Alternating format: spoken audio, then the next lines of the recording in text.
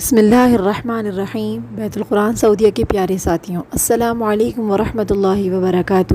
آج ہم قصہ حضرت ابراہیم علیہ السلام کا دوسرا جز سنیں گے۔ حضرت ابراہیم علیہ السلام کا قصہ ہم نے یہاں تک سنا تھا کہ ابراہیم علیہ السلام کو اللہ تعالیٰ نے صحیح سلامت آگ سے نکال لیا۔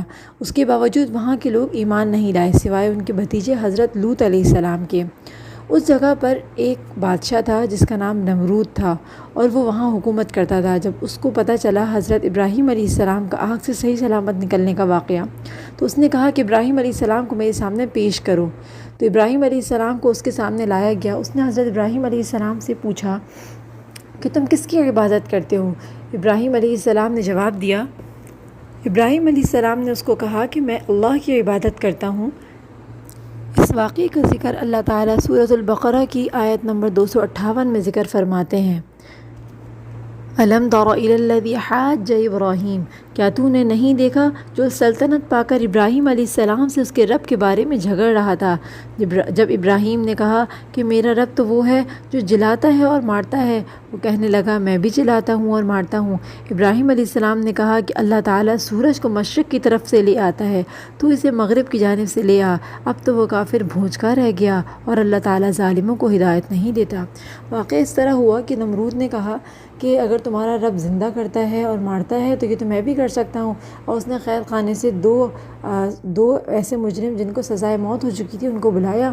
ان میں سے ایک کو حکم دیا کہ اس کو پھانسی دے دی جائے اور دوسرے کو آزاد کرنے کا حکم دیا، اور اس نے اس سے ظاہر کیا کہ دیکھو ایک کو میں نے بھی زندہ کر دیا اور ایک کو میں مار دیا۔ ابراہیم علیہ السلام سمجھ گئے کہ اگر اس سے موت و حیات کے باریک فلسفے پر بات کریں گے تو نمرود کا مقصد پورا ہو جائے گا اور میرا مقصد پورا نہیں ہوگا، اس لیے بحث و مباحثے کے بجائے کوئی مضبوط دلیل پیش کر دی جائے تاکہ حق باطل کے درمیان فرق واضح ہو جائے۔ اس پر ابراہیم علیہ السلام نے کہا کہ میرا اللہ تو وہ ہے جو سورج کو مشرق سے لاتا ہے تو اس کو مغرب سے لا کر دکھا۔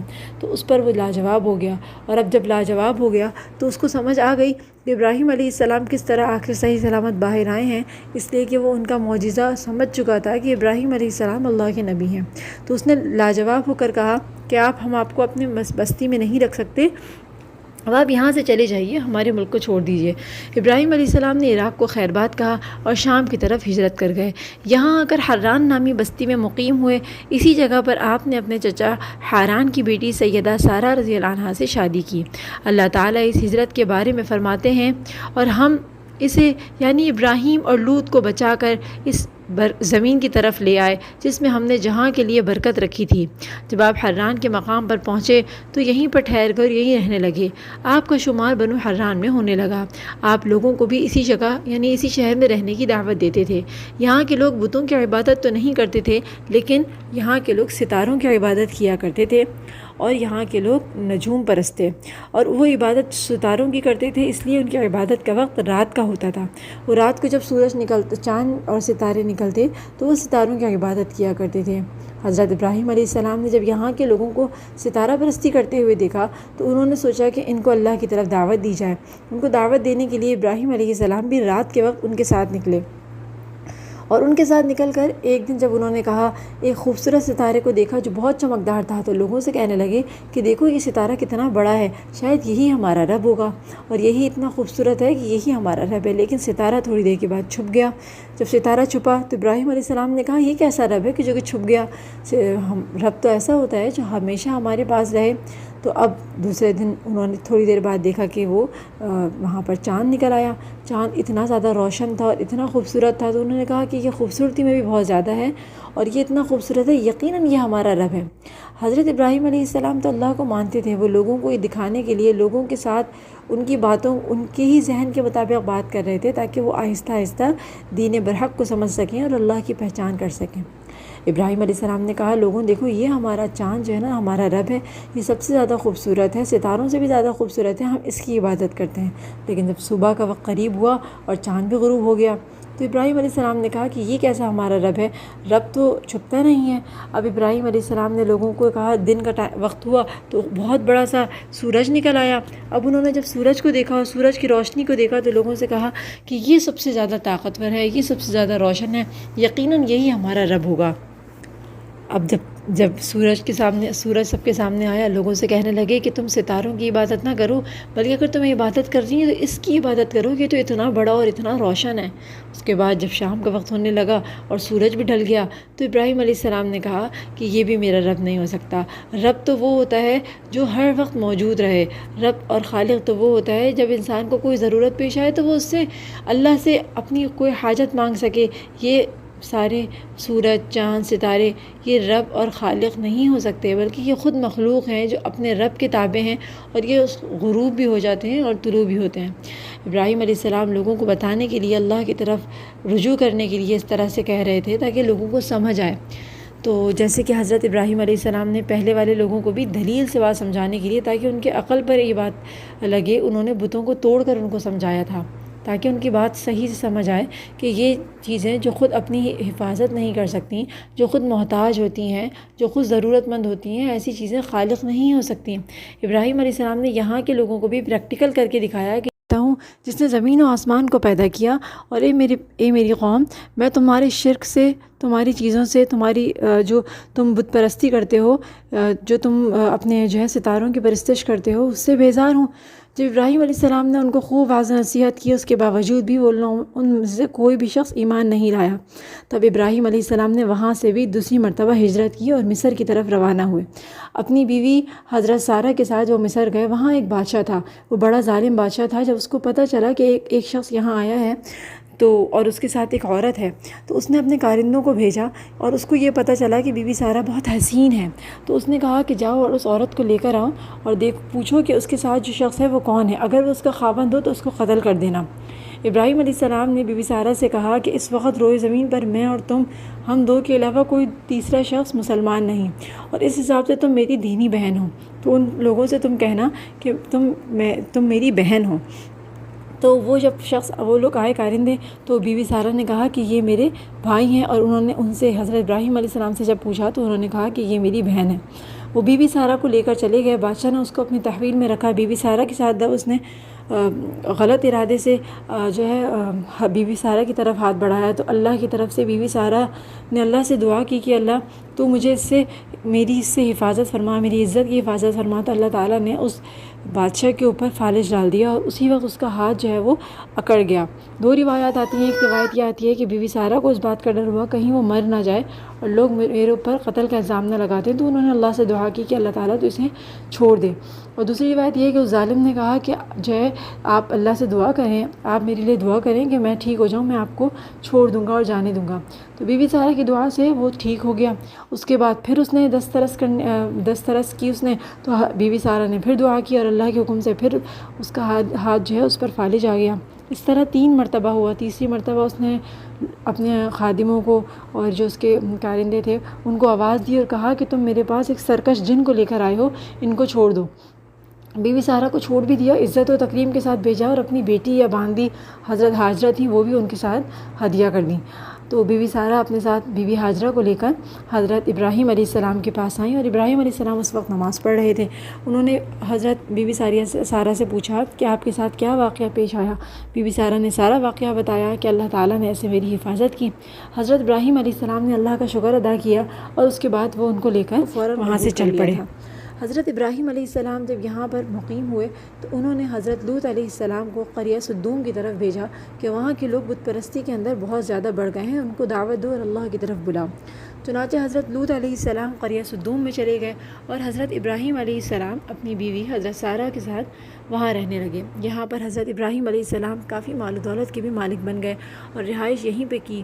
تو حضرت ایک مرتبہ بی بی سارہ کے ذہن میں یہ بات آئی دل میں کہ حضرت ابراہیم علیہ السلام اس وقت 85 یا 86 سال کے تھے کہ میں تو بانجھ ہوں، میری اولاد نہیں، کیوں نہ میں حضرت ابراہیم علیہ السلام کو بی بی ہاجرہ ہدیے میں دے دوں۔ تو انہوں نے حضرت ابراہیم علیہ السلام کو بی بی ہاجرہ ہدیے کے طور پہ دی، اور ابراہیم علیہ السلام نے پھر ان سے نکاح فرمایا۔ ان سے شادی کے بعد اللہ تعالیٰ نے بی بی ہاجرہ کو اولاد سے نوازا، اور اللہ تعالیٰ نے حضرت اسماعیل علیہ السلام کی ولادت ہوئی۔ اب حضرت بی بی سارہ کو جو ہے ان کی ولادت کے بعد حضرت بی بی ہاجرہ کی وجہ سے ابراہیم علیہ السلام سے غیرت ہونے لگی، اور اب جو ہے انہوں نے پہلے خود ہی شادی کروائی اور اب ان کو غیرت معلوم ہوئی، تو انہوں نے بی بی ہاجرہ کے بارے میں ابراہیم علیہ السلام سے بات کی۔ تو چنانچہ ابراہیم علیہ السلام نے اس بات کا ارادہ کیا کہ وہ بی بی ہاجرہ کو حضرت سارہ سے دور لے جائیں۔ اس پر اللہ ہی کا حکم اللہ ہی کی طرف سے آ گیا کہ آپ بی بی ہاجرہ کو مکہ شریف کے اندر، اس وقت یہ بیابان تھا، بالکل ہی یہاں آبادی نہیں تھی اور صحرا تھا، یہاں لا کر چھوڑ دیں۔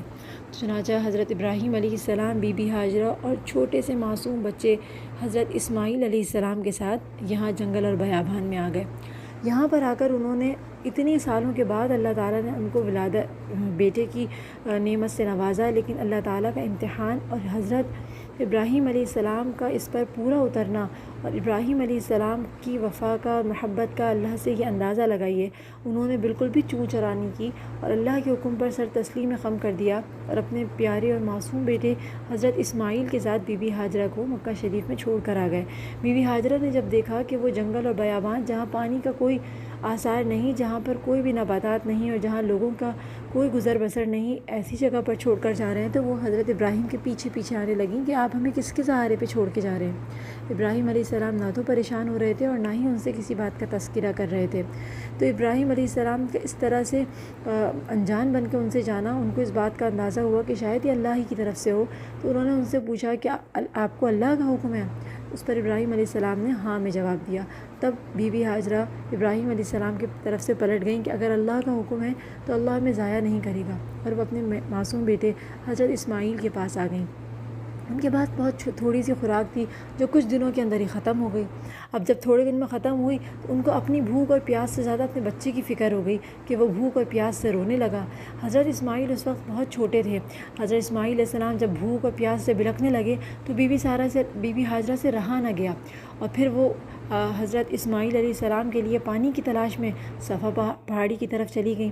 جب صفا پہاڑی کی طرف گئیں تو ان کو جب دوسری طرف سے بچہ نشیب کی طرف جاتی نظر نہیں آتا تو دوڑتے ہوئے آتی، اس طرح صفا سے مروہ، مروہ سے صفا، صفا سے مروہ، مروہ سے صفا۔ بی بی ہاجرہ اس اضطراری کیفیت کے اندر، اس پریشانی کی حالت میں کہ کہیں میرا بچہ بھوک پیاس سے مر نہ جائے، وہ اتنی پریشان ہو گئی تھیں کہ کبھی بھاگتی تھیں، اور آپ اس ماں کا اندازہ لگائیں وہ کیا کیفیت ہوگی جب ارد گرد کوئی نہ ہو، بیابان، جنگل، اور وہاں ایک چھوٹا سا معصوم بچہ جو بھوک اور پیاس سے، ان کی اپنی بھی حالت بھوک اور پیاس سے بہت خراب تھی، لیکن اس بچے کی حالت جو بالکل بھوک پیاس سے ایڑیاں زمین پر رگڑ رہا تھا۔ تو بی بی ہاجرہ جب مروہ کی طرف گئیں تو ان کو جو ہے نا عجیب سی آواز آئی، دوبارہ سے واپس حضرت اسماعیل کی طرف بھاگتی ہوئی آئیں تو دیکھا کہ وہاں پانی ابلنے کی ان کو آواز آ رہی تھی۔ اللہ تعالیٰ نے یہاں حکم دے دیا تھا، حضرت جبرائیل علیہ السلام زمین پر آ کر اپنا پر مارا، زمین پھٹی اور اس میں سے چشمہ، ایسا بابرکت چشمہ اس میں سے باہر آیا، اور اس کے ظاہر ہونے پہ بی بی ہاجرہ کی تو بالکل دنگ رہ گئیں، اور انہوں نے خوب پانی پیا۔ اس پانی کو وہ سمیٹنے لگے، اس وقت ان کو پانی کی بہت حاجت تھی، تو وہ پانی کو کسی طرح اپنے پاس جمع کرنا چاہتی تھیں، تو جلد انہوں نے وہاں پتھر لگا کے اس پانی کو روکا، اور پھر کہنے لگی زم زم رک جا۔ نبی پاک صلی اللہ علیہ وسلم فرماتے ہیں اللہ اسماعیل کی ماں پہ رحم فرمائے، اگر وہ اس کو زمزم نہ کہتی تو وہ پانی ساری دنیا میں جاری ہو جاتا۔ اللہ تعالیٰ نے اس پانی کی برکت سے وہ پانی حضرت بی بی ہاجرہ اور حضرت اسماعیل علیہ السلام کے لیے، بھوک اور پیاس دونوں کے لیے جو ہے وہ کام دیتا۔ وہ جب بھوک لگتی تب بھی اس پانی کو پیتے، اور پیاس لگتی تب بھی اس پانی کو پیتے۔ اب بی بی ہاجرہ وہاں پر مقیم اپنے بچے کے ساتھ تھیں، تو اس زمانے میں یمن کے اندر ایک بہت بڑا ڈیم ہوا کرتا تھا جو پہاڑوں کے بیچ میں تھا، لیکن اللہ کی قدرت کی وہ ڈیم ختم ہو گیا۔ جب ڈیم ختم ہوا تو یمن کے سب لوگ عرب کے ارد گرد جو ہے نا وہ اپنے قبیلے آباد کرنے لگے یمن سے ہجرت کر کے۔ تو انہی یمن کے قبیلوں میں سے ایک قبیلہ تھا بنو جرہم، جو تاجر تھے اور وہ سب جگہ پر جا کے قیام کرتے تھے۔ ان کا طریقہ زندگی یہ ہوتا تھا کہ جہاں پر بھی ان کو کوئی جگہ ایسی سرسبز ملتی یا پانی والی جگہ تو وہاں پر ٹھہر جاتے اور تجارت کرتے، پھر سفر آگے کرتے، اس طرح سے وہ اپنی جگہ چینج کرتے جاتے تھے۔ تو وہ قبیلہ جب بنو جرہم جو ہے جا رہا تھا، ان کو سارے چشموں کی خبر تھی، لیکن وہاں پرندے جب دیکھے انہوں نے آسمانوں پر کہ پانی کی وجہ سے وہاں پرندے آنے لگے تھے، تو ان کو شک ہوا کہ یہاں پر کیا پانی ہے یا زندگی کے کوئی آثار ہیں۔ انہوں نے اپنے کچھ لوگوں کو بھیجا، انہوں نے آ کر جب دیکھا کہ وہاں ایک چشمہ ہے اور اس پر ایک عورت اور ایک بچہ ہے، تو انہوں نے اپنے قبیلے والوں کو آ کے بتایا، اور ان کے لیے یہ بہت بڑی نعمت تھی، بہت بڑی چیز تھی کہ کہیں پر ان کو پانی مل جائے آبادی کے لیے۔ تو وہ لوگ آئے حضرت انہوں نے حضرت اسماعیل اور بی بی ہاجرہ کو جب وہاں دیکھا تو ان سے اجازت لی کہ کیا ہم یہاں پڑاؤ ڈال لیں؟ بی بی ہاجرہ نے کہا کہ بالکل، لیکن اس پانی کے مالک ہم ہی رہیں گے اور اس پر تمہیں اجرت دینی ہوگی۔ تو ان کے لیے یہ مہنگا سودا نہیں تھا کہ پوری آبادی کو، پورے قبیلے کو پانی ملے گا، اس کے بدلے میں ان کو بی بی ہاجرہ اور حضرت اسماعیل کی کفالت کرنی ہوگی۔ تو یہ جو قبیلہ بنو جرہم تھا، یہ عرب قبیلہ تھا اور یہ عربی دان تھے۔ حضرت اسماعیل علیہ السلام انہی لوگوں میں پروان چڑھے تو انہوں نے عربی زبان سیکھ لی اور اتنی فصاحت کے ساتھ عربی بولا کرتے تھے کہ عرب لوگوں سے زیادہ فصیح زبان والے ہو گئے۔ اب یہاں پر حضرت اسماعیل علیہ السلام کے پاس حضرت ابراہیم علیہ السلام کچھ عرصے کے بعد آیا کرتے تھے۔ تھوڑے عرصے کے بعد جب وہ آئے اور انہوں نے دیکھا کہ اللہ تعالیٰ نے تو وہاں پر ماشاءاللہ اتنی برکت ڈال دی، انہوں نے اس وقت جب وہ اپنے بیوی اور بچے کو چھوڑ کر جا رہے تھے تو اللہ سے یہ دعا کی تھی کہ اللہ پاک اس زمین کو بابرکت بنا دے۔ تو حضرت اسماعیل علیہ السلام اور حضرت بی بی ہاجرہ کو اتنی اچھی طرح زندگی بسر کرتے ہوئے دیکھا اور یہاں پر آئے۔ حضرت اسماعیل علیہ السلام اس وقت زیادہ بڑے نہیں تھے، تو اللہ تعالیٰ کا پھر ایک دوسرا امتحان آ گیا۔ قرآن مجید میں اللہ تعالیٰ فرماتے ہیں کہ ابراہیم علیہ السلام نے یہ دعا کی تھی اپنے بیوی اور بچے کو چھوڑتے ہوئے، ربنا انی اسکنت من ذریتی، اے ہمارے پروردگار، میں نے اپنی کچھ اولاد اس بے کھیتی کے جنگل میں تیرے حرمت والے گھر کے پاس بسائی ہے۔ اے ہمارے پروردگار، یہ اس لیے کہ وہ نماز قائم رکھیں، بس تو کچھ لوگوں کے دلوں کو ان کی طرف مائل کر دے اور انہیں پھلوں کی روزیاں عنایت فرما تاکہ یہ شکر گزاری کریں۔ چنانچہ ابراہیم علیہ السلام کی دعا سے اللہ تعالیٰ نے اس جگہ کو اتنا بابرکت بنا دیا تھا۔ اب ابراہیم علیہ السلام کے لیے اللہ کی طرف سے ایک دوسری آزمائش آئی۔ انہوں نے ایک دن خواب میں دیکھا کہ وہ اپنے بیٹے حضرت اسماعیل کو ذبح کر رہے ہیں۔ وہ جانتے تھے کہ میں نبی ہوں اور نبیوں کا خواب بھی اللہ کی طرف سے وحی ہوا کرتا ہے۔ چنانچہ انہوں نے اپنے بیٹے حضرت اسماعیل کو یہ بات بتائی کہ میں نے اللہ کی طرف سے یہ خواب دیکھا ہے کہ میں آپ کو ذبح کر رہا ہوں۔ بیٹا بھی بڑا سعادت مند تھا۔ حضرت اسماعیل نے جواب دیا، اے اللہ، اے میرے والد صاحب، آپ کو اللہ تعالیٰ نے جو حکم دیا آپ اس کو بجا لائیں، انشاءاللہ آپ مجھے صبر کرنے والوں میں پائیں گے۔ چنانچہ باپ اور بیٹا دونوں اللہ تعالیٰ کے اس حکم کو پورا کرنے کے لیے چل پڑے۔ حضرت اسماعیل نے کہا، ابا جان، آپ جب مجھے ذبح کریں تو میری پیشانی کے بل مجھے لٹائیں۔ قرآن مجید میں بھی اللہ تعالیٰ اس کا ذکر فرماتے ہیں۔ انہوں نے کہا کہ اللہ، اے میرے والد، آپ مجھے پیشانی کے بل لٹائیں تاکہ آپ میرا چہرہ دیکھ کر کہیں ڈگمگا نہ جائیں اللہ کے حکم کو پورا کرنے میں، اور دوسرا اپنی چھری کو تیز کر لیں۔ ابراہیم علیہ السلام نے یہی کیا کہ بیٹے کو پیشانی کا بل لٹایا اور چھری تیز تھی، اس کو ابراہیم علیہ السلام حضرت اسماعیل کی گردن پہ چلاتے جاتے تھے۔ اسماعیل علیہ السلام نے کہا، ابا جان جلدی کریں، آپ چھری چلائیں۔ لیکن اللہ تعالیٰ کو تو صرف امتحان لینا تھا اپنے خلیل کا۔ اللہ تعالیٰ نے حضرت ابراہیم علیہ السلام کو وحی کی اور جو ہے کہ آپ نے جو ہے وہ اپنا حکم تو پورا کر دیا۔ قرآن مجید کے اندر بھی اللہ تعالیٰ فرماتے ہیں، اور ہم نے اسے عظیم ذبیحہ دیا اور ہم نے پچھلوں میں اس کا ذکر خیر چھوڑا، سلامتی ہو ابراہیم پر، اسی طرح ہم نیکوکاروں کو جزا دیتے ہیں، یقیناً وہ ہمارے مخلص بندوں میں سے تھا۔ اس کے بعد حضرت ابراہیم علیہ السلام کو حضرت جبرائیل علیہ السلام نے آسمان سے ایک مینڈھا لا کر دیا جو بہت خوبصورت تھا، اور روایت میں آتا ہے کہ وہ ایسا مینڈھا تھا جو جنت میں 40 سال تک چڑھتا رہا، سفید اور آنکھیں روشن اور بڑی سینگوں والا۔ حضرت ابراہیم علیہ السلام نے اس ذبیحہ یعنی اس کو مینڈھے کو ذبح کیا اور اللہ تعالیٰ نے ان کو امتحان میں پورا کیا۔ اس کے بعد ابراہیم علیہ السلام ہر تھوڑے سالوں کے بعد یہاں پر حضرت اسماعیل علیہ السلام سے ملنے مکہ شریف آیا کرتے تھے۔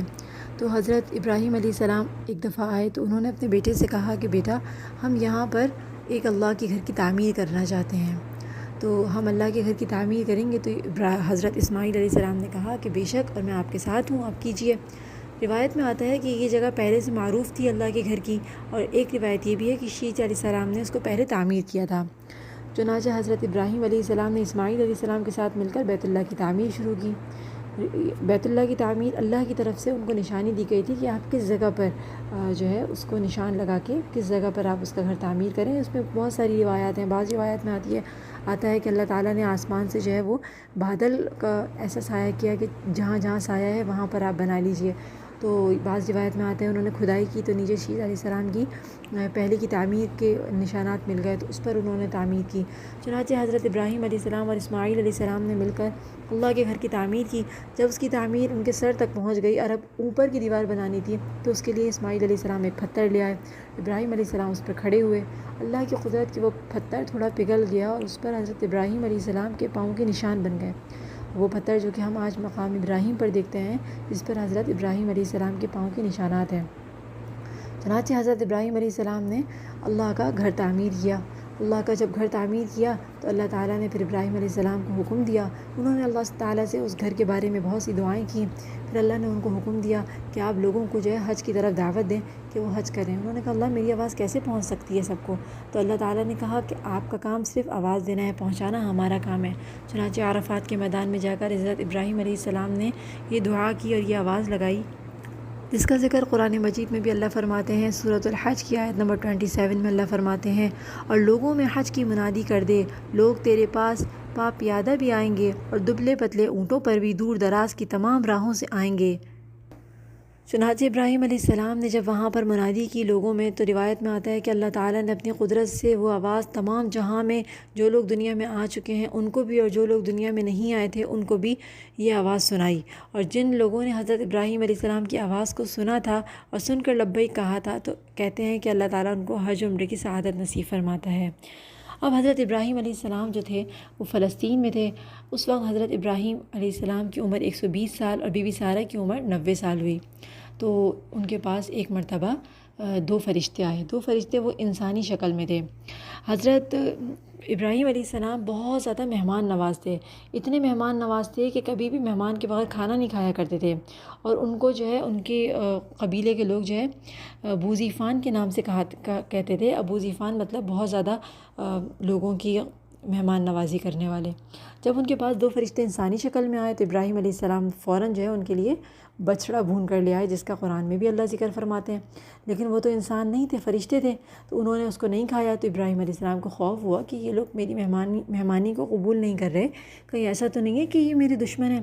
تو اس پر فرشتوں نے کہا کہ آپ خوف نہ کیجیے، ہم اللہ کے فرشتے ہیں، اور ہم حضرت لوط علیہ السلام کے پاس، حضرت لوط علیہ السلام کی قوم جو تھی ان پر عذاب کی خوشخبری لے کر جا رہے ہیں، اور اس وجہ سے جو ہے نا ہم وہاں جا رہے تھے تو راستے میں ہم آپ کے پاس آئے ہیں آپ کو خوشخبری دینے کے لیے ایک بیٹے کی۔ تو بی بی سارہ جو تھیں وہ کان لگائے کھڑی تھی، سن رہی تھیں۔ انہوں نے جب یہ سنا تو وہ اپنے جیسے چہرے پہ ہاتھ مارنے لگیں کہ ہائے میں تو بوڑھی عورت، میں تو بانجھا ہوں، میں کیسے اولاد کو جن سکتی ہوں، اور وہ بہت حیران ہونے لگیں، اور یہ تو اتنے ضعیف ہیں۔ تو اس پہ فرشتوں نے کہا کہ آپ اللہ کی قدرت کے اوپر شک نہ کیجیے، یہ تو اللہ کا انعام ہے، وہ جسے چاہے عطا کرے، اور آپ کو اللہ تعالیٰ ایک بیٹا دیں گے، اور انشاءاللہ آپ اس کی، قرآن میں اللہ اس کا ذکر فرماتے ہیں جس کا مفہوم یہ ہے کہ اللہ تعالیٰ آپ کو بیٹا بھی دیں گے، اس کے بعد آپ اس کے پوتے کو بھی دیکھیں گی، اپنے پوتے کو بھی دیکھیں گی، یعنی حضرت اسحاق، اور اس کے بعد حضرت یعقوب علیہ السلام کی بھی خوشخبری دی۔ تو اس طرح بی بی سارہ اور حضرت ابراہیم علیہ السلام ان کو 3 خوشخبریاں ملیں۔ پہلے بیٹے کی خوشخبری ملی، دوسرا عمر دراز ہونے کی خوشخبری ملی کہ وہ اس کے بیٹے کے بھی بیٹے یعنی پوتے کو دیکھیں گے، اور حضرت یعقوب کی بھی خوشخبری ملی۔ چنانچہ اللہ تعالیٰ نے بی بی سارہ کو حضرت اسحاق علیہ السلام عطا فرمائے، اور حضرت اسحاق علیہ السلام کے بعد حضرت یعقوب علیہ السلام بھی عطا فرمائے۔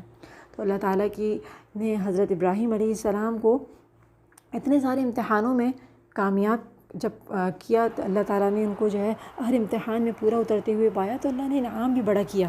قرآن میں اللہ فرماتے ہیں کہ ہم پچھلوں میں آپ کا ذکر خیر چھوڑیں گے۔ آج آپ دیکھیں کہ اللہ تعالیٰ نے حضرت ابراہیم علیہ السلام کا کس طرح سے ذکر خیر چھوڑا کہ آج ہماری کوئی نماز بھی درود ابراہیم کے بغیر مکمل ہی نہیں ہوتی۔ تو جب تک ہم ابراہیم علیہ السلام پر سلامتی نہیں بھیجتے ہماری نماز ہی مکمل نہیں ہوتی۔ دن کے اندر کتنے مسلمان جو ہے نماز پڑھتے ہیں، ابراہیم علیہ السلام کے اوپر سلامتی بھیجتے ہیں، اللہ تعالیٰ ابراہیم علیہ السلام پہ کروڑوں رحمتیں نازل فرمائیں۔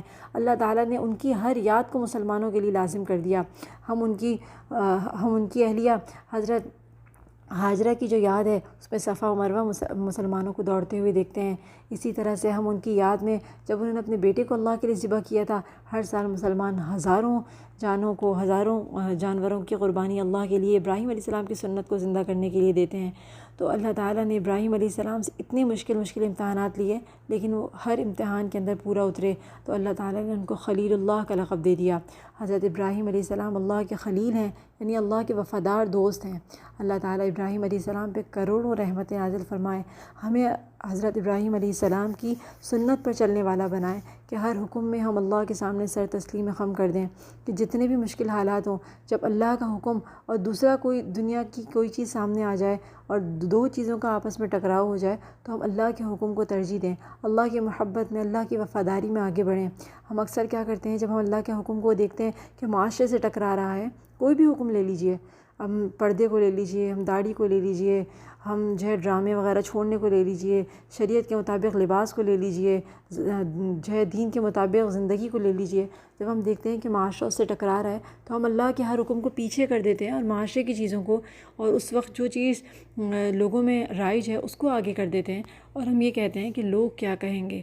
ہم اگر اللہ سے محبت کرتے تو ہم یہ سوچتے کہ ہمارا اللہ کیا کہے گا۔